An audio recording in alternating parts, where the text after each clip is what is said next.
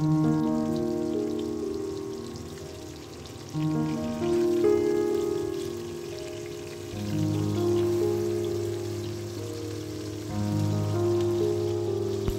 Morning, আমি ঋতু। আমার একটা নতুন ব্লগে তোমাদের সবাইকে স্বাগত জানাই। আর সকাল থেকে ব্লগটা শুরু করে দিয়েছি, দেখতেই পাচ্ছ রান্না দিয়ে ব্লগটা শুরু করেছি। আর আজকে না বাটা মাছ এনেছিল স্বরূপ, তো একদম জ্যান্ত বাটা মাছ। আর জ্যান্ত মাছ দেখবে সর্ষে বাটা দিয়ে ঝাল খেতে বেশি ভালো লাগে, শুকনো শুকনো করে, সেই জন্য সর্ষে বাটা দিয়ে ঝাল করব। আর সর্ষের সঙ্গে নিয়ে নিয়েছিলাম একটু চাল মগজ অল্প করে। আর এখানে দেখো ফুলকপি দিয়ে আলু দিয়ে একটা ঝোলঝোল তরকারি করছি। আজকে আর ডাল করব না আমাদের জন্য। তো এখানে সর্ষে বাটা আমার হয়ে গেছে, মাছ ভাজাও হয়ে গেছে, আর দেখো তরকারিও আমার হয়ে এসেছে। একটু ফুটে গেলে নামিয়ে নেবো। বুকানের জন্য তো ঝোল করব, তো সেই জন্য না এক্সট্রা করে আর আজকে ডাল করছি না, ঝোল ঝোল তরকারি দিয়ে খাওয়া হয়ে যাবে। সকালবেলা আমিও রান্নাঘরে এসেছি, আর বুকানও আমার সাথে সাথে রান্নাঘরে চলে এসেছে। আমি একদিকে রান্না করছি আর ও নিচে বসে বসে খেলা করছে। তো বলছি ওকে যে তুমি পাপার কাছে যাও, কিন্তু যাবে না, ও এখানেই থাকবে। আর সকালবেলা না ও বেশি আমাকেই খোঁজে, তবে কারোর কাছে সেরকম যেতে চায় না। বাচ্চারা যেমন হয়, মাকেই বেশি খোঁজে। তরকারি হয়ে গেছে, আমি এবার তরকারিটা নামিয়ে নেবো।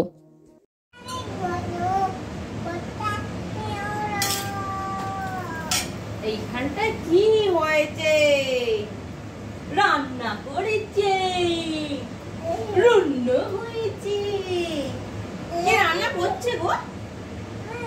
কে রান্না করছে গো? সোনা মা।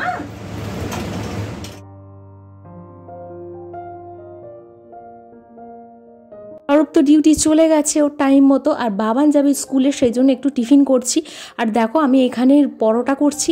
বুকান দেখো সমস্ত কিছু জিনিস নিয়ে এখানে ছড়িয়ে ছিটিয়ে রেখে দিয়েছে। বাঁধাকপির পাতাগুলোকে নিয়ে ছোট ছোট করে কেটে নিয়ে আর ওটা দিয়েই রান্না করছে, জানো তো। আমাকে যেরকম ভাবে দেখবে ও সেই রকমই করবে, মানে আমি যে কাজগুলো করি সেইগুলোই ও করবে।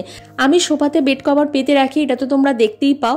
আর বেড কভারটা চেঞ্জ করে নতুন বেড কভার লাগিয়ে নিলাম, মানে কাঁচা বেড কভার, নতুন বলতে কয়েকদিন ছাড়া ছাড়াই আমি এটাকে চেঞ্জ করে নিই, কারণ বুকান তো নোংরা করে ফেলে, সেই জন্য বেশি দিন আমি এটা পেতে রাখি না। বাবান স্কুলে চলে গেছে, আর আমার না মোটামুটি রান্নাঘরের কাজ কিছুটা হয়েছে, এখনো কাজ বাকি আছে। বুকানকে আগে খাওয়াবো, ঘুম পাড়াবো, তারপরে কাজে হাত দেবো। বিছানাটা আগে পরিষ্কার পরিচ্ছন্ন করে নিয়েছি, কারণ বুকানকে ঘুম পাড়াতে হবে। আর কতক্ষণ এইভাবে থাকবে আমি জানি না বিছানাটা, কারণ কিছুক্ষণ পরেই বিছানা আবার আমার নোংরা হয়ে যায়, ওলটপালট হয়ে যায়। বুকান তো এখানেই খেলা করে বেশিরভাগ সময়টা, কারণ শীতকাল তো মেঝেতে আমি বেশি না রাখি না, বিছানায় ওপরই রাখি, তো সেই জন্য বিছানাটা না আমার বেশি নোংরা হয়। আর দেখো এখানে শুয়ে পড়েছি আমি একটু, মানে একভাবে তো সকাল থেকে কাজ করে যাই, ওই জন্য মাঝে মধ্যে ওকে নিয়ে একটু শুয়ে পড়ি, আবার উঠে আবার করব কাজ। আর এই জন্যই না আমার দেরি হয়, জানো তো। একভাবে আমি কাজ করতে পারি না, কাজ করতে করতে না একটু বসে পড়ি, একটু শুয়ে পড়ি, বুকানের সাথে খেলা করি, সারা দিন এইভাবেই আমি কাজ করি। একভাবে কাজ করতে একদম ভালো লাগে না, সত্যি কথা বলতে কি। মানে বুকানের সাথে যখনই একটু খেলা করে নিই না, তখনই মাইন্ডটা একদম ফ্রেশ হয়ে যায়, তারপরে আবার কাজে হাত দিয়ে দিই। বলতে বলতেই দেখো বুকান ঘুমিয়েও পড়েছে, আর আমি এখানে সিঁড়িটা পরিষ্কার করার জন্য চলে এসেছি। সিঁড়িটা একটু ঝেড়ে পরিষ্কার করে নেবো, যেহেতু বৃহস্পতিবার, সেই জন্য সিঁড়িটা একটু পরিষ্কার করে নেবো। সপ্তাহে এই একটা দিনই আমি সিঁড়ি ঝাড় দিয়ে পরিষ্কার করি। প্রতিদিন সত্যি কথা বলতে কি সিঁড়ি পরিষ্কার করা হয় না, সময় পেয়ে উঠি না একদমই। তো সেই জন্য না সিঁড়িটা সপ্তাহে একদিনই আমি ভালো করে ঝাড় দিয়ে পরিষ্কার করে নিই। আর মোছার বলতে কি বলতো, সঙ্গীতা মুছে দেয়, কিন্তু কি বলতো নিজে যতক্ষণ না যে কাজটা করা হচ্ছে সেই কাজটা দেখবে ঠিকঠাক মতো হয় না। তো সেই জন্য আমি সপ্তাহে একদিন আমার মতো করে আমি পরিষ্কার করে নিই। যতই তোমার হেল্পিং হ্যান্ড থাকুক না কেন, নিজের কাজ নিজে করাই যে একটা শান্তি আছে, সেটা কিন্তু কেউ করে দিলে সেই শান্তিটা পাওয়া যায় না, দেখবে। আর সঙ্গীতা তো শুধু আমার বাসনটাই মেজে দেয়, তবুও কি বলতো আমি বাসন ধুয়ে পরিষ্কার করে রেখে দিই। দেখতেই পাচ্ছ যে আমার সামনেটায় কতগুলো বাসন আছে। এই বাসনগুলো আমার সারা দিনের বাসন, এই বাসনগুলো না আমি ধুয়ে পরিষ্কার করে রেখে দিই, ও একবার এসে মেজে দিয়ে চলে যায়। তারপরে আমার সমস্ত কাজ থাকে সংসারে তো প্রচুর কাজ, সেগুলো আমি একার হাতে করারই চেষ্টা করি। আর সঙ্গীতা না বহু দিন ধরে আমার কাছে কাজ করছে, তো সেই জন্য না আমি ওকে মানে ছাড়াতেও পারি না। আর টুকিটাকি কাঁচা ছিল, সেই কাঁচাগুলো আমি আজকে হাতেই করে নিচ্ছি। আজকে আর মেশিন চালাবো না, কারণ অতটাও কাঁচা নেই যে মেশিন চালানোর প্রয়োজন পড়বে। আর প্রতিদিনের না যে টুকিটাকি কাঁচা থাকে সেগুলো আমি হাতেই করে নিই, মেশিন আর চালাই না, জানো তো। আর দেখো এখানে একটু মাছটা ভেজে নিচ্ছি, মাছের মাথা ছিল কিছুটা, সেটা আমি ভেজে নিচ্ছি, গরম গরম খাওয়া হয়ে যাবে।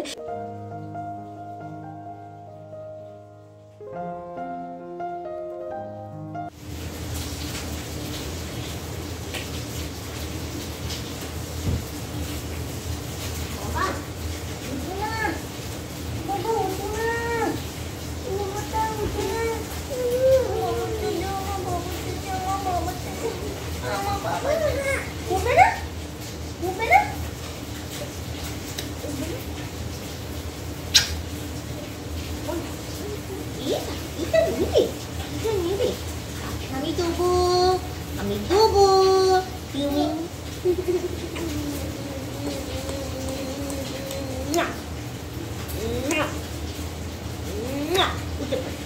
উঠে পড়ো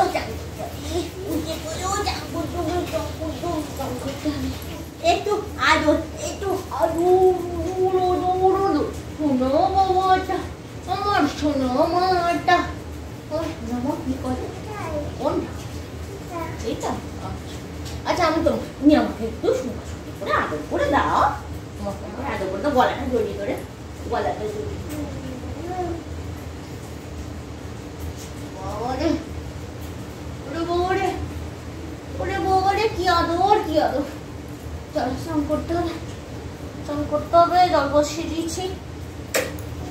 চলো চলো, আচ্ছা বুকানের চান করা হয়ে গেছে। আর আজকে একটু বেশি বুকানকে দেখালাম, তোমরা অনেকেই দেখেছি বুকানকে একটু বেশি দেখতে চাও। আর দেখো বুকানকে এবার চান করিয়ে দিয়ে একটু ক্রিম মাখিয়ে দিচ্ছি। এই কাজগুলো না করতে অনেকক্ষণ সময় লাগে, ওর তো যত্ন আগে নিতে হবে। বাবানের যত্ন অতটা আমাকে এখন নিতে হয় না, ওর নিজের যত্ন নিজে নিতে শিখে গেছে। বুকানের যত্নটা আমাকে এখন নিতে হয়। বাবানকে আমি এইভাবেই ছোট থেকে মানুষ করেছি, আর বুকানকেও সেইভাবেই মানুষ করার চেষ্টা করছি।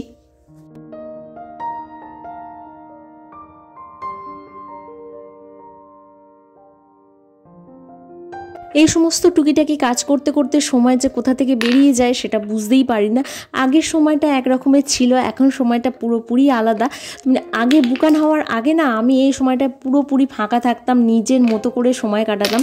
তখন জীবনটা যেমন ছিল এখনের জীবনটা পুরোপুরি আলাদা, কিন্তু তখনের থেকে এখনের জীবন আমার কাছে আরও বেশি সুন্দর বলে মনে হয়। বাবান অনেকটাই বড় হয়ে গেছিলো, তো ওই স্কুল চলে যেত, তখন আমি পুরোপুরি ফাঁকা থাকতাম। আর তখন কি করতাম বলো তো, জিমে চলে যেতাম বা কোথাও ঘুরতে চলে যেতাম, বা সংসারের টুকিটাকি কাজ নিয়ে থাকতাম, গল্প করতাম বন্ধুদের সাথে। বন্ধুদের সাথে আমার যোগাযোগও ছিল, জানো তো, ফোনে কত কথা হতো।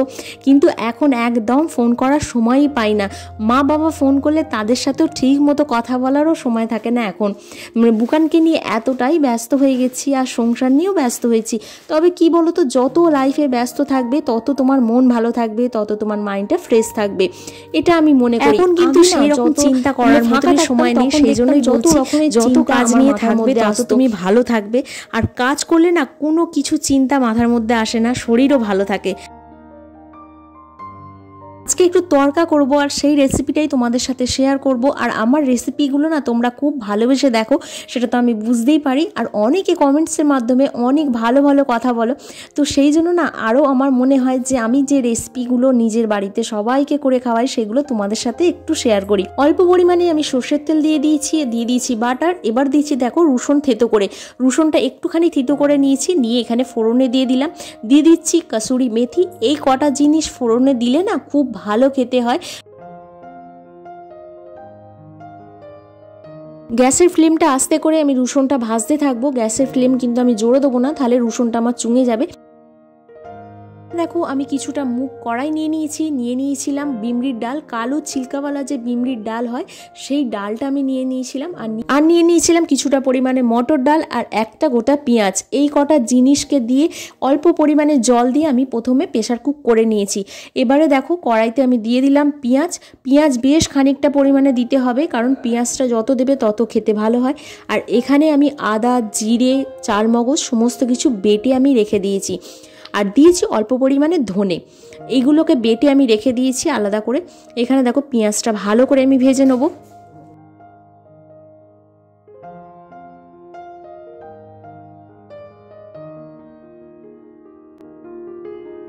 পেঁয়াজটা কিছুটা ভাজা হয়ে গেলে আমি এখানে দিয়ে দেবো পরিমাণ মতো নুন। নুনটা দিলে পেঁয়াজের যে রসটা আছে সেটা বের হবে। আর পেঁয়াজটা ভাজা হয়ে গেলেই কিন্তু নুনটা দেবে, আগে থেকে কিন্তু নুন দেবে না, তাহলে পেঁয়াজটা ঠিক মতো ভাজা হবে না। সুন্দর কালার আসার জন্য আমি এখানে দিয়ে দিচ্ছি কাশ্মীরি লঙ্কা। কাশ্মীরি লঙ্কাটা না পেঁয়াজের সাথে দিলে সুন্দর একটা কালার আসে, আর সেই জন্য আমি লঙ্কাটা আগে থেকেই দিয়ে দিলাম। হলুদ কিন্তু আমি এখনও দিইনি, আর আদার যে মশলাটা আমি করেছিলাম সেটাও কিন্তু এখনও দিইনি আমি। এবার যে মশলাটা পেস্ট করে রেখে দিয়েছিলাম সেটা এবার দিয়ে দিলাম, দিয়ে ভালো করে এবার কষিয়ে নেবো।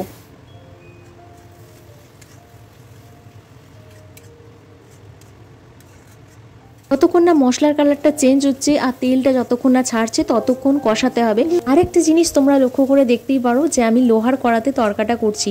তরকা সবসময় লোহার কড়াতে করলে না টেস্টটা অন্য রকমের হয়, সিলভারের কড়াতে করলে অত সুন্দর টেস্ট হয় না। লোহার কড়াতে করলে কিন্তু তরকার টেস্ট খুব ভালো হয়। এবারে দেখো টমেটোটা দিয়ে দিলাম, বেশ খানিকটা পরিমাণে টমেটো দিয়ে দিয়েছি। মশলা আমার কষানো হয়ে গেছে, এবার ডিমটা দিয়ে দেবো। যেহেতু ডিম তরকা করছি সেই জন্য ডিমটা দিয়ে দেবো। তরকাতে সব সময় ডিম দিলে তরকাটার টেস্টটা খুব ভালো হয়। চিকেন বলো বা অন্য নিরামিষ তরকা বলো, এটা কিন্তু খুব একটা খেতে ভালো লাগে না, ডিম দিয়ে তরকাটা খেতে যতটা ভালো লাগে। এবারে ডিমটা দিয়ে ভালো করে কিন্তু মশলাটা আবার কষিয়ে নিতে হবে। ডিমের যে একটা আঁচড়ানি গন্ধ আছে সেই গন্ধটা যতক্ষণ না চলে যাচ্ছে। মশলা আমার কষানো হয়ে গেছে, এবার কড়াইটা যে সিদ্ধ করে রেখে দিয়েছিলাম কড়াইটা এবার দিয়ে দিলাম। দিয়ে এবার দেখো এটাকে ভালো করে ফুটতে দিয়ে দেবো। আগে ভালো করে মিশিয়ে নিই, তারপরে এবার ফুটতে দেবো। আর অল্প পরিমাণে এখানে আমি জল দেবো, কারণ একটু ফুটবে তো তখন আরও বসে যাবে, সেই জন্য অল্প পরিমাণে আমি এখানে জল দিয়ে দিচ্ছি।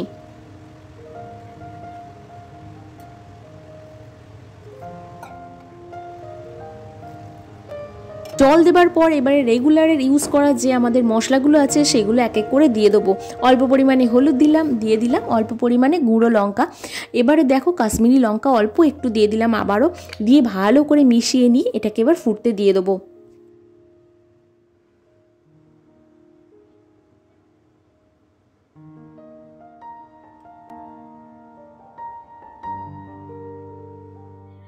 তরকা আমার রেডি হয়ে গেছে, দেখতেই পাচ্ছ আমি নামিয়ে নিয়েছি। আর কত সুন্দর হয়েছে সেটা তো বুঝতেই পারছো দেখে। চলো আজকের ব্লগটা এখানেই শেষ করছি, পরের আবার নতুন একটা ব্লগে তোমাদের সাথে দেখা হচ্ছে। তোমরা সবাই ভালো থেকো, সুস্থ থেকো, সাবধানে থেকো। আজকের মতো এ পর্যন্তই, টাটা।